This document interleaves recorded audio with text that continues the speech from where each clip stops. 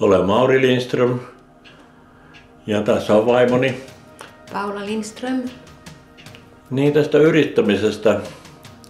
Minunhan isä oli seppä ja minähän nyt olin siellä sitten pajalla ihan pienestä lähtien.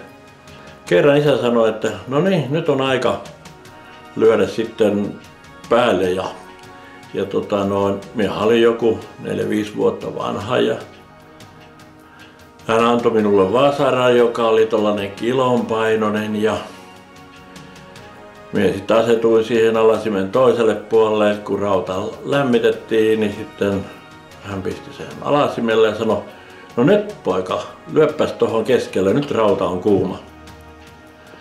No, härin tuskin yletyin siihen alasimelle, mutta kuitenkin löin sitten oman taitoni mukaan ja tietysti se meni se vasaran isku sivuun. Ja siitä se kimmahti minun hampaaseen. Mä menin nurin.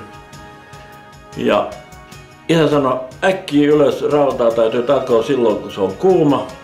Ja minun tuli vähän tippa jo silmään siinä ja sitten jatkettiin takomista ja sitten kun rauta kylmeni, pistettiin ahjoota rauta ja sitten tutkittiin haaveri, että mitä oli käynyt ja etuhammashan tietysti siinä oli lohkennut, mutta sellainen muisto jäi siitä ja se oli pitkän aikaa. Ja sitten sen jälkeen myöhemmin nämä koneet alkaisi kiinnostaa ja muut. Mutta sepän hommia tehtiin aika pitkään. No niin, Paula, minä kun olen tässä nyt puhunut tästä jutusta, niin puhu siellä vähän mitä sun homma on ollut ja tuosta yrittäjästä ja mitä olet tehnyt ja sillä tavalla. Koetapas kertoa jotain.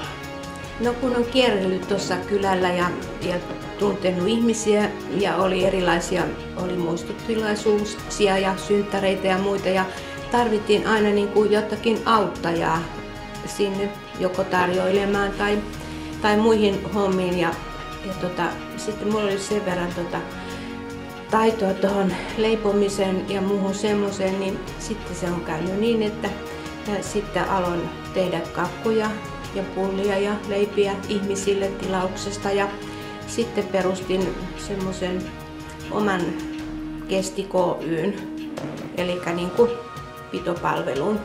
Siihen sitten tuli myöskin ruoka mukaan ja sitten semmoinen 10 vuotta ainakin enempikin pidettiin ja sitten jossain vaiheessa sitten meitä oli 3 yhteensä ja alettiin pitämään tuossa Pressbackan kartanossa sitten pitopalvelua ja sehän levisi sitten kun ikänsä me käytiin Helsingissä, Hyvinkäällä, ihan missä vaan, vaikka kuinka kaukana pitämässä juhlia ja muita ja sitten tuli se tilanne, että mä halusin sitten pois siitä firmasta ja kartano alkoi menemään oma latunsa ja sitten mä perustin sen Kesti Ky:n, eli mä sitten niinku Eikö se nyt sä perustit sitten jo sen oman Paulanpullan? Niin, Paulanpullan sitten että niinku tein oman piikkiini ja leivoin ihmisille tavaroita ja aina vieläkin täytekakkua ja muuta pitää olla äitien päiväksi määrättyyn perheeseen ja tämmöistä käsillä tehtävää työtä ja lähinnä ruoan puutteessa. Ja sitten huomattiin, että Askolan yrittäjät tarvitsee jotain yhteistä juttua ja alettiin hiljalleen perustaa Askolan yrittäjiä. Ja ensimmäisellä kerralla se yhteenotto ei näiden yrittäjien kanssa suonut sitä tilaisuutta, mutta kuitenkin se jäi itämään ja siinä meni jonkun aikaa, ei kovin kauaa. Otettiin uusi yritys ja silloin olikin jo asia niin kuin otollisella maaperällä ja havaittiin, että tämä on hyvä juttu, että yrittäjä saadaan Askolan kuntakin samalla virkistymään siinä ja näin ne yrittäjät alkoi sitten perustettiin se yrittäjäyhdistys ja nythän se on mahdottoman hyvällä jalalla, että että jäseniä on paljon ja se oli tilaus silloin sille ja se oli ihan mukava, että se alkoi. Ja mä olin sitten jonkun parikymmentä vuotta, kun mä olin siinä yrittäjissä ja sitten hallituksessa ja sitten sanoin, että nyt mä haluaisin eroa, että joku toinenkin siihen pääsisi. Ja no, ne sanovat, että ei päästä eroon, että Paula täytyy sitten jatkaa. Ja sitten sanoi Paula, että haluatko jatkaa, ja Paula halusi jatkaa ja tietysti ne tykkäsivät, että Paula jatkaa, kun saivat sitten paremmat pullat, kun minut ne sai vähän huonoa pullia, niin Paula huolehti sitten niitä pullat, että tällä tavalla. No te voit kertoa nyt, että mitä tykkäsit siitä yritysjutusta, kun sä aloit touhuumaan. No ei ollenkaan mikään hullumpi juttu. Oli ihan mukavia poikia, että nyt taas on ainut tyttösiä porukassa.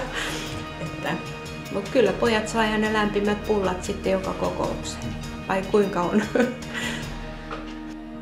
No niin, tämän päivän ohjelmaan nyt kuuluu ensimmäisenä puimurihuolto, sitten seuraava kohde on traktorit ja tekniikkahan on lisääntynyt valtavasti siitä, mitä mä aloitin.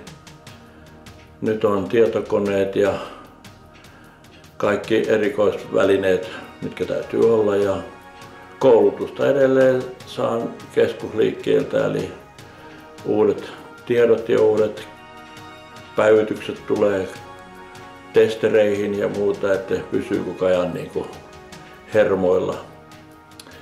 Mutta olemme tässä vähän jo hiljentänytkin tätä työn määrää, että no nyt en aloita kuin 7 aikaa ja lopetan joskus 5 aikaa. Ennen tuli aloitettua näin puintiaikaa 4-5 aikaa ja lopetettua sitten puolen yön aikaa tai voi jatkuu vähän seuraavalle vuorokaudelle. Tällainen on työrupeena ollut, että nyt kun on helpottanut sitä vähän, niin se on muuttunut vähän sen näistä alku- ja loppupäivän tunneista. Ja nyt jos terveys suo ja kunto pysyy yhtä hyvänä, niin mikä siinä muuta kuin käydään edelleen samalla tavalla näiden koneiden kimppuun. Ja tämähän pysyy niin kuin mieli virkeänä, kun näiden kanssa touhuu ja myöskin asiakkaiden kanssa, niin tulee sanoja vaihdeltua ja puhuttuu kunnan ja maailman asioista. Että tällä tavalla se päivä menee. Me halutaan Paulan kanssa kiittää tästä huomionosoituksessa niin Askolan omaa yritysporukkaa ja hallitusta, niin kuin Uudenmaan yrittäjiä ja myöskin kaikkia, jotka on ollut tässä asiassa mukana. Ilman niitähän tämä ei olisi tullut. Että paljon kiitoksia kaikille, jotka ovat olleet osallisena tähän meidän huomionosoitukseen. Kiitoksia. Kiitos.